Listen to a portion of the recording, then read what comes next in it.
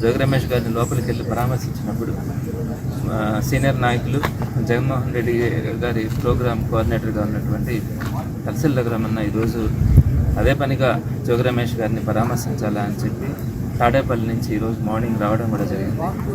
తప్పకుండా జోగి రమేష్ గారు చాలా ధైర్యంగా ఉన్నారు. రఘురామన్న కూడా ఆయనకు ఒక భరోసాని ఇవ్వడం కూడా జరిగింది. పార్టీ యావత్తు కూడా జోగి రమేష్ గారికి అక్రమంగా నిర్బంధించినటువంటి కేసుల మీద జోగి రమేష్ గారికి పార్టీ అండగా ఉంటుందని విషయాన్ని చెప్పడం కూడా జరిగింది. జోగి రమేష్ గారు కూడా చాలా ధైర్యంగా ఉన్నారు.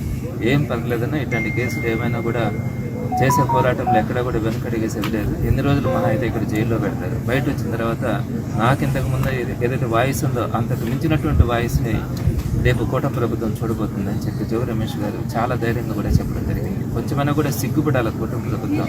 ఈ విధంగా అక్రమ కేసులు పెడతా ఉన్నా కూడా ఏ ఒక్కరు కూడా భయపడట్లేదు అని అన్నప్పుడు కూడా కనీసం సిగ్గుపడైనా కూడా ఇలాంటి అక్రమ కేసులు పెట్టడం మాట్లాడగలగాలి. వారికి ఆ సిగ్గు కానీ ఆ మొహం ఎక్కడ కూడా కనిపించదు నాయకుల దగ్గర.